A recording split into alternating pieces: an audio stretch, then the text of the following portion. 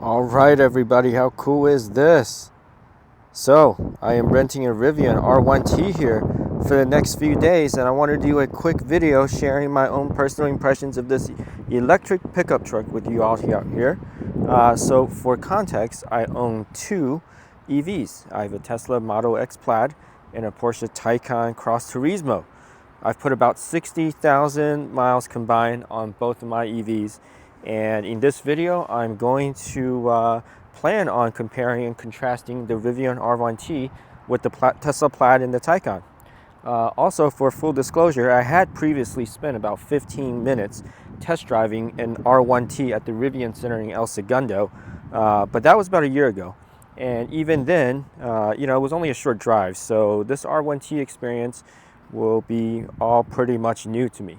I'm really looking forward to this, so let me go ahead and pause here, adjust my camera, and then we'll go off for a test drive. Before we do that, I guess it's important to talk a little bit about this configuration. These are 21-inch road tires, and you can see there's the rails that are currently mounted on top. You can move those, but it's mounted on top when I rented it, and I'm not going to change that. And then also this color, for those of you wondering, this is the LA silver color, which is perfect because we are here in Los Angeles, California.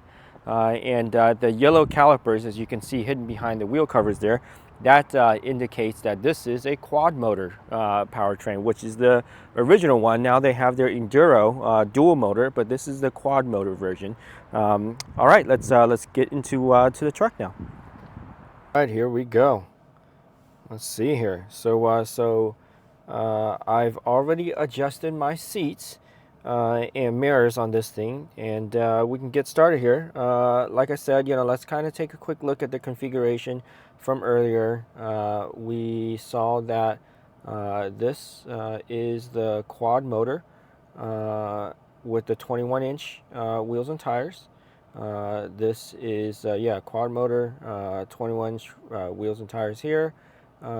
We are going to have this thing, I put it in sport mode over here. So by default, it's on all purpose. I put it in sport mode because this is how I drive my other EVs. And so, in order for a test to be valid, I feel like this is what we have to do. All right, so let's look around for a little bit over here. Oh, one thing I wanted to show you is how to turn this car on. So because I rented this, I got the key card. So you hold it to the door, and now press. Oh, oops, that's somehow on, but this is on. We're good to go. Put the key card down. We'll go ahead and strap in with our seatbelt here. Key card goes back in the pocket. It's very important that I don't lose this on this test drive. Okay, so we are pretty much ready to go at this point. Anything else I should talk about with you guys here? This thing has about 6,700, 6,800 miles on this thing. Interior wise, it's a little dirty, but that's okay. We rented this. And looks like some others have as well. But I can already clearly tell, as a Tesla Plaid owner and a Porsche Taycan owner, that the fit and finish and the basic build quality of the Rivian is already miles better than even the Tesla Plaid. I'll do a separate video on the fit and finish issues I have with the Plaid, but I can already tell that this is just a much better built QC wise and attention to detail on Rivian's side. Okay, so we're about ready to start driving this thing over here, and we'll talk a little bit about how this goes as we go along here. All right, let's go for a drive. I've already input a destination here. We are going to stocks. Hey, check this out, stocks. Who does this kind of stuff in this day and age? I'm just kidding. This is only natural that you have stocks. The Rivian has stocks. The Porsche Taycan has stocks. The Plaid does not, and that is one of the dumbest things ever. that the Plaid does not have stalks. Okay, enough complaining about stalks. Let's go. Let's follow the navigation over here and see what we have. All right. Sport mode, all 800 and some odd horsepower available, right, for all of you viewers that are out there. Is it important? You know, you get to decide that. I don't get to make the rules. For me, I love it. It is very important, you know, just so that I have that ability to accelerate when I need to. Just makes everything a lot better, even if you don't use all of it on a day-to-day basis. Okay, so as we get going here, sport mode, this feels excellent. This is so awesome. It's so responsive. You know, I feel like Rivian has done a really good job with the suspension tuning and just the overall driving dynamics of this. It definitely does not feel like you are driving a truck, but I am, and this is quite a heavyweight, but you don't feel that at all. You know, this is such a great driving experience. You know, I'm sure as you step down on the modes to all purpose and some of the other modes, it's not going to be quite this dynamic.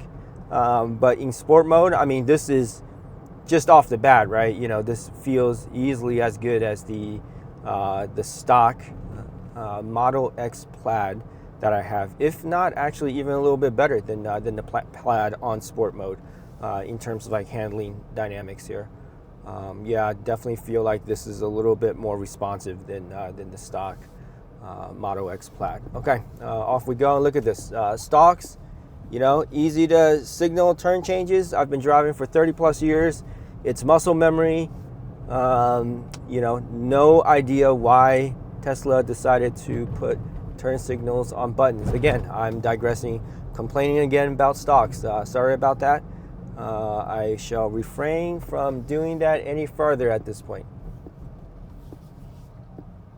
The UI here, you know, as you kind of step through this stuff, this is much more responsive than when I remembered it from my test drive at the Rivian Center at El Segundo a year ago. This is definitely much more responsive.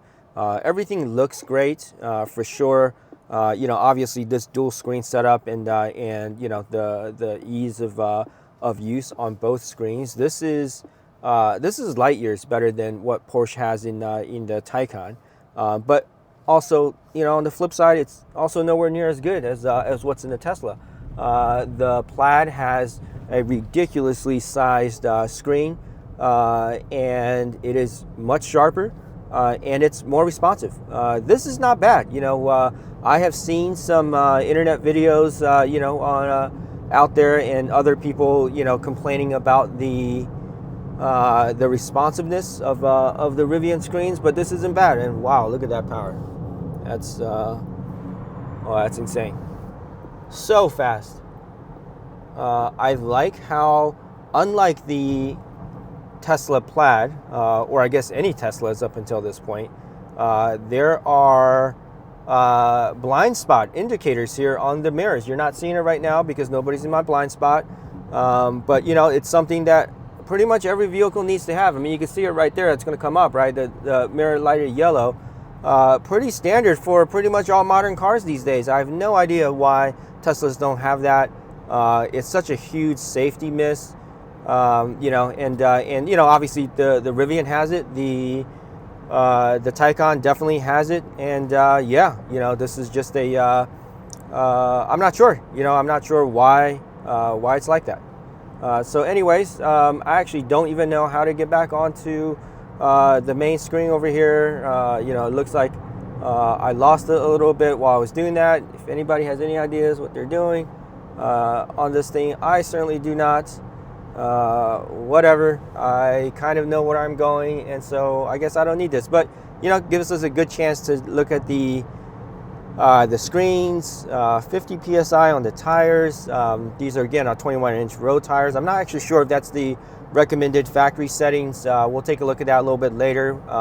If it is, it seems pretty high, but you know, these are EVs and this is a truck, so I guess in some cases I could totally understand that. You can see I've got 78% battery left with the indicator of 249 miles. I hear this is pretty accurate, unlike Tesla's. The Taycan range estimator is also very reliable for the most part, and you know, I've heard good things about Rivian's range estimator. So you know, all good. We'll get a chance to test it out in the next couple of days that I'm renting this car. Stuck behind this 18-wheeler here. We're about to get off the freeway in just a second. You know, let's try the, what is it, the Drive Plus on this thing.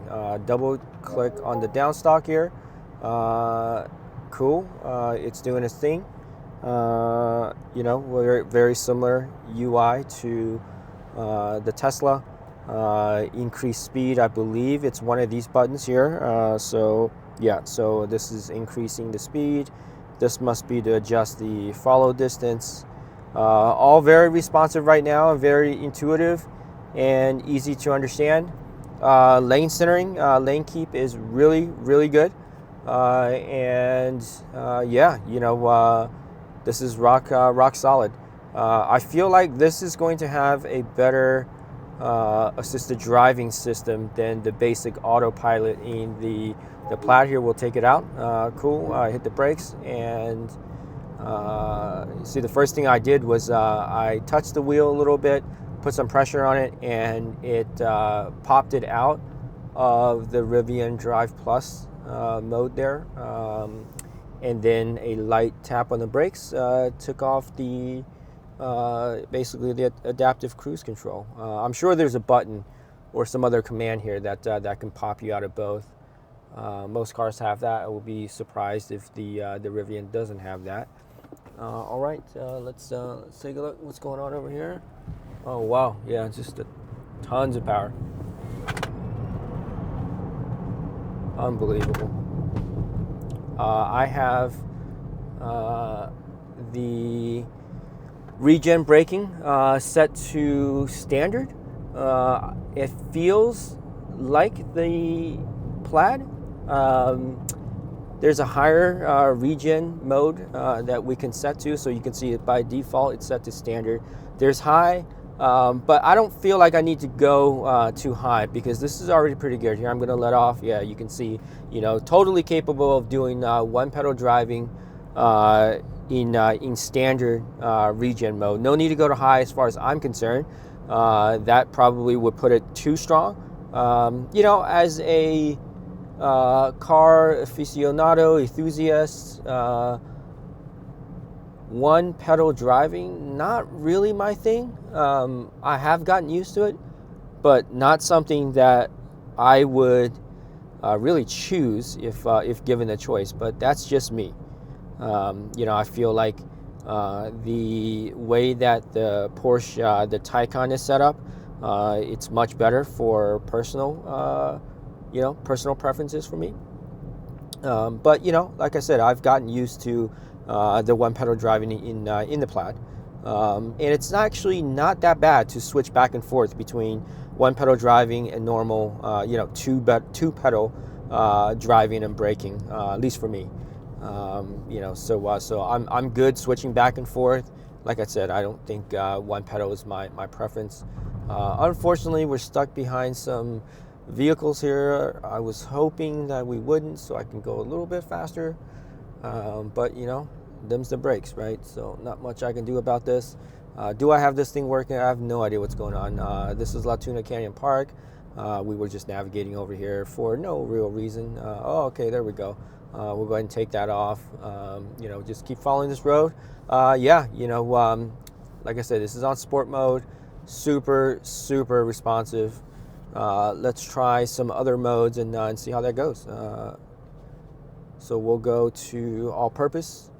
That popped the ride over to soft. Regen is still on standard. I have ride height still set to low. I think I'll just keep it there. You know, as far as I'm concerned, just better for driving dynamics. yeah, feeling pretty good. You know, again, this is the quad motor. The quad motor version has a bunch of different driving modes that the new Enduro dual motor version does not have. There's plenty of other YouTube videos out there that cover a lot of that stuff. I'm not going to get a chance to explore any of that in this short period of time that I'm going to have the vehicle. But you know, they say, generally speaking, right? Rivians are great on road and off road. For my on road adventures here, that's absolutely the case. This thing feels so good driving it. Even on all purpose, I mean, it definitely dumbs down the handling dynamics, the responsiveness of the steering here. But you know, it's I've had Land Cruisers in the past. I've had full-size Range Rovers. This, even in all-purpose mode, you know, handles just as well as any of those. You know, if not way better. My definitely handles a lot better than my Land Cruiser, and it handles, even in all-purpose mode, handles. I would say, you know, just feeling-wise. Not talking about ultimate grip here, right? Just talking about handling, feel, and dynamics here.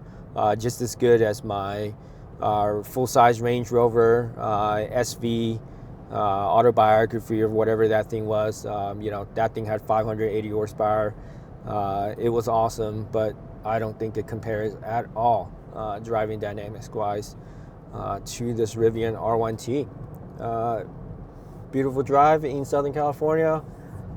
It's getting to fall time. A little overcast the past couple of days, but yeah, you know, a little bit of traffic out here on this back road or back road-ish. And here we go. Back to sport mode. All right, you know, yeah, that was responsive. Oh, looks like I'm in the lowest ride height setting now. I think on all purpose, yeah, it was just set to low. It's not set to lowest. So we'll put it back onto sport mode, lowest setting. It saw that, you know, kind of blink and change a little bit. So, you know, my take is it's probably was setting the suspension at that point in time while we were driving. Feels really good. I'm very impressed with this vehicle. I mean, the pickup is just phenomenal. You've got cell phone chargers and my cell phone and a bunch of camera recording gear, you know, flying around in the cabin here from a jab of the throttle. Definitely not Plaid level, but you don't expect that. You know, Plaid is 1,020 horsepower. That thing is just absolutely insane. I use it all the time, and you know, it's just a riot. This thing, I mean, really, 800 some horsepower. You don't really need any more than that, right? This is super awesome. Feels good, and you know, Rivian just built a phenomenal truck. You can feel it in just every part of the vehicle as you're driving this. It's really just phenomenal stuff. Not really going to get a chance to do much of a braking test, it seems. We will probably look for some other areas around here to see if we can get lighter traffic and blast through here. But for now, we may want to turn around and get back on the freeway and maybe do some more acceleration and runs and some braking over here. Okay, so you know, we're on our way back to where we were earlier. Back on the freeway soon. For now, just kind of you know, stuck in these stoplights. You guys saw that when I was coming down here a little earlier. We kind of take a look at the UI a little bit more. You know, I feel like look at this stuff. Right, you know, this is I mean, this is pretty much you know, standard practice these days with these vents, you know, not being manually adjustable. Right, it's all part of the UI. I don't like it. Nobody really likes this stuff, right? You know, but no use in complaining about it, right? Just the way the auto industry has gone last couple of years. What I am finding here, though, I will say this: this feels like I'm talking about, you know, the air, the direction of the air, the responsiveness of the air changing directions. This is even better than what's in the Plaid. I feel like I'm more able to direct and have a noticeable impact on where I'm directing the air. The Plaid, not so much. You know, I will say the setup in the Plaid is much better than the setup in the Taycan. The Taycan sucks, you know, when it comes to these air vents. As far as I'm concerned, you know, it's hard to really align the air to where pinpoint that right, you know, to exactly where you want it. I thought the Plaid was definitely better than the Taycan in that regard. But I'm blown away by this Rivian, no pun intended. This is much more responsive and impactful in terms of like the directional air. So all good. This has it looks like heated seats and ventilated seats up front. In the back, it looks like, I mean, what's this? Oh, that's the air for the back passengers. But it looks like in the back you've got heated seats only, which is not so bad. Yeah, back to the front. All right. Time to concentrate a little bit more. A little all over the place. The lane keeping, I don't even know I have it on right now. Just generally speaking, the tracking of this vehicle, it's very, very nicely done. All of like the little touch points, right? Like the touchy-feely aspects of this, you know, as I'm approaching like the line, the gentle rumbling, right? You know, in the vibration in the steering wheel, feels really good. You know, it's actually more reminiscent to me of the Taycan than the Plaid. I don't generally like the way that my Tesla does this. I do prefer the way that the Taycan does this, and I prefer the way that that the Rivian here does this. It's hard to describe without actually feeling it yourself, but just like the touchy-feely aspect of this kind of lane departure warnings, it's much better here in the Rivian.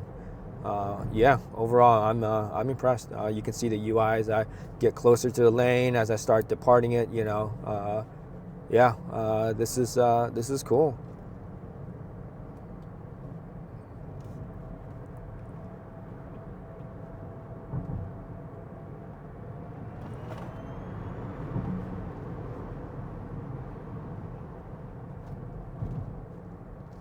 Awesome. What can you say? You know, that's not even a full mash of the go pedal. Let's just see, we're going uphill, 40, you know, it just keeps pulling, ridiculous. No brakes being applied there. Obviously, that's on the standard Regen setting.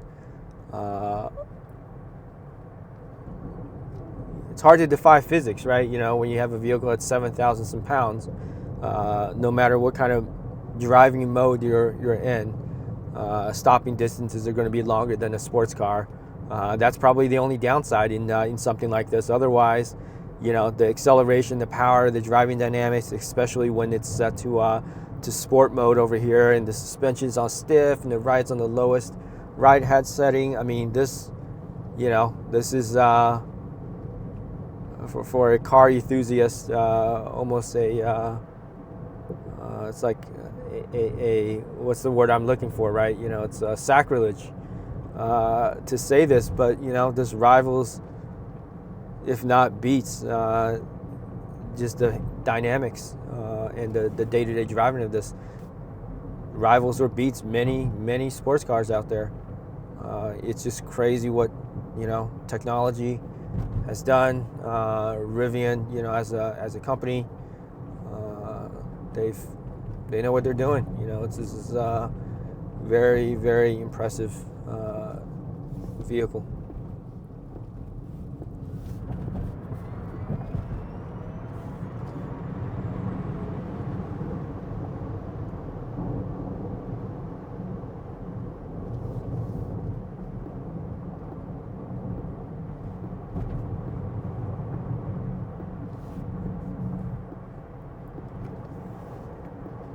Okay, back on the freeway.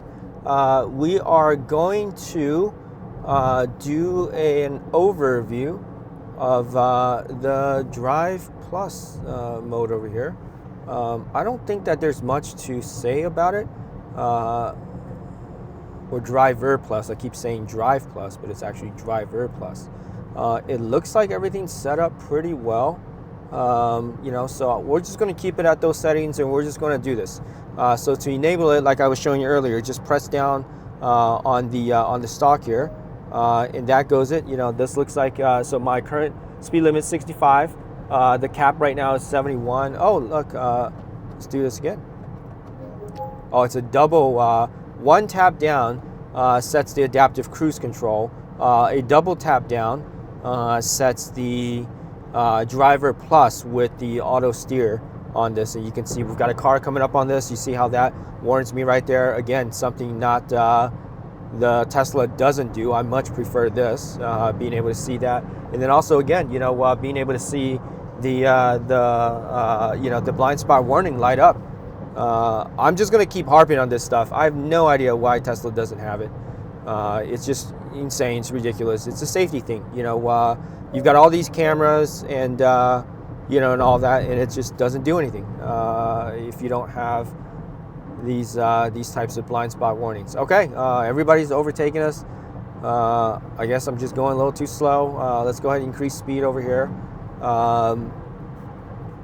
All right, so you know, one of my big pet peeves with Tesla's basic autopilot, which is what I have, is that it pretty much just sucks. It is in my opinion, after having driven many cars with some kind of assisted driving feature over the last decade plus, even you know, adaptive speed, cruise control, Tesla's basic autopilot just doesn't get the job done. Everybody else's, you can change lanes, and you know, as you signal, it'll kind of know what you're up to because you're signaling, and it's going to slow down a little bit. The basic autopilot doesn't do that. It just immediately kicks you out. You can't change lanes in that thing without kicking you out of basic autopilot. When it kicks you out, you don't have steering assist anymore, and you don't have the speed, you know, the cruise control set anymore. So it's just a huge pain in the you know what to have to constantly turn that thing on, back on every time I change lanes. So let's see how the Rivian does it. I'm going to signal for a left lane change. I am going to change lanes. Okay, now it's taking me out of steering assist, but it's keeping right. You know, now it's doing a little departure, but it's keeping me on the set speed that I was set to.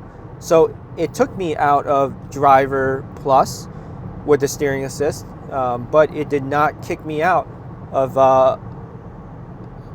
the speed portion of that. Okay, let's enable that Driver Plus again. Double tap down. Okay, now will it change lanes for me? Let's signal. Nobody's here. It is not going to change lanes for me, which doesn't even nudge it in that direction, which is okay. The Porsche InnoDrive that I have in the Taycan does actually do that.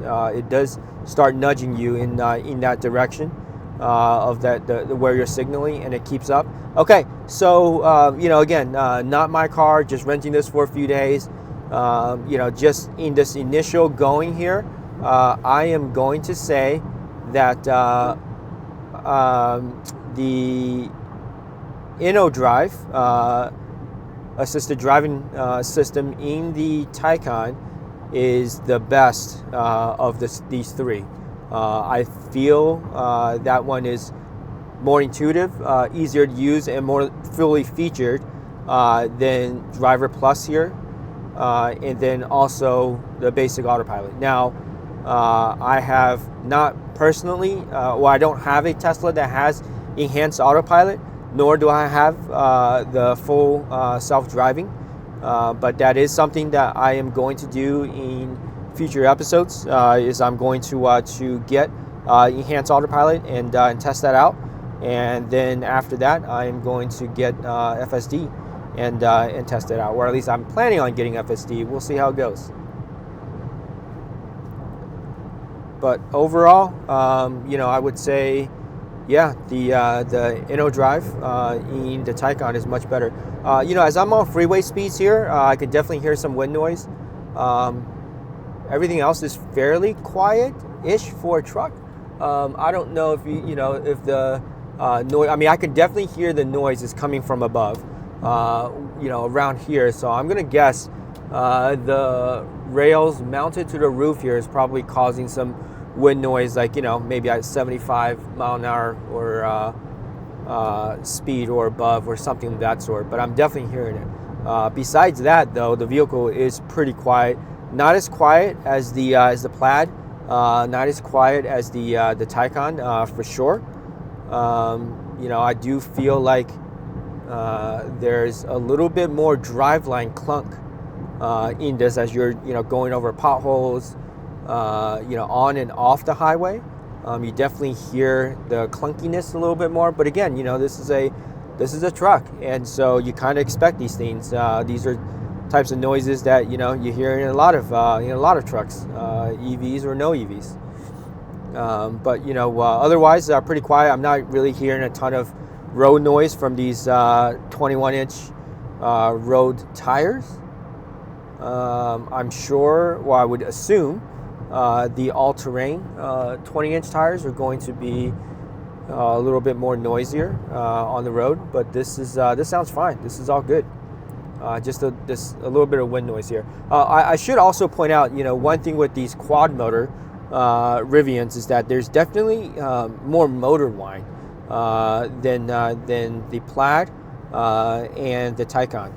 I noticed that that was one of the first things I noticed when I went to the Rivian Center in El Segundo, California here to test drive it a year ago. I could definitely hear the quad motors, the Bosch developed manufactured motors whining a little bit more.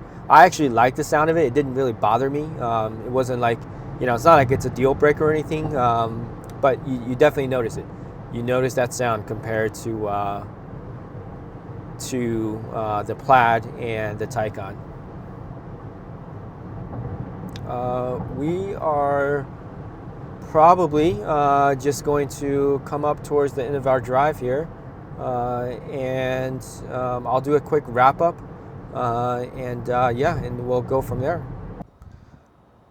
All right, everyone. So we're going to go ahead and wrap this up. You know, aside from the near six-figure price tag of this thing, I personally feel that this Rivian R1T and possibly the R1S are pretty much the perfect vehicle, you know, for a lot of people out there. I guess that most of you out there, and I count myself as this too, you know, with this Rivian, you have all of the space and the room you need to do whatever you want to do. Just the way this thing accelerates, you know, and just handles, makes it feel and drive like a much smaller sports car. Doesn't really have any of the disadvantages in terms of driving performance and driving dynamics that truck vehicles of this size and capability traditionally has. And really, you know, for a truck or a three-row SUV, this thing just has no business driving as awesome as it does. Just a phenomenal vehicle. Great job by Rivian. Those guys really hit it out of the park. I love this thing. It's amazing. Like I said, you know, it does pretty much everything I want and need. If I could only have one EV out of these three that I have, you know, or two that I own, and this one, I would choose this. The Taycan has its own strengths, you know, lots of them, but you know, it's not something that you, all things considered, would want to use and you know, could use on a day-to-day basis. I mean, you could. That sounds like a ridiculous statement, but you know, we're car people, right? And so we want more than one car. It's just the way it goes. But if I could only have one, I would take this over the Taycan. It's more versatile in what I want to do. Even though my Taycan is the Cross Turismo, it can go off-road. I've got the off-road package on that thing. You know, you just don't want to do with that thing, and it's just not going to be quite as capable on trails and things like that the Rivian can do, obviously. The Plaid is ridiculous. It's 1,020 horsepower. There's, you know, it's a 3-row. The Model X Plaid is a 3-row SUV. You know, nothing is close to doing what it's capable of doing. Obviously, the Lucid, the Sapphire, right? You know, some of the other cars out there, crazy EVs have that kind of performance figures, but it's a 3-row SUV. We've got a helicopter coming, so I'll cut this thing short. All right, well, there's the helicopter. Okay, everybody, you know, if that doesn't signify, I don't know what does. That's the end of my video. Comment below if you have any questions on any of this stuff. Otherwise, you all know what to do. Hit the like and subscribe button, and I will see you next time. Thank you.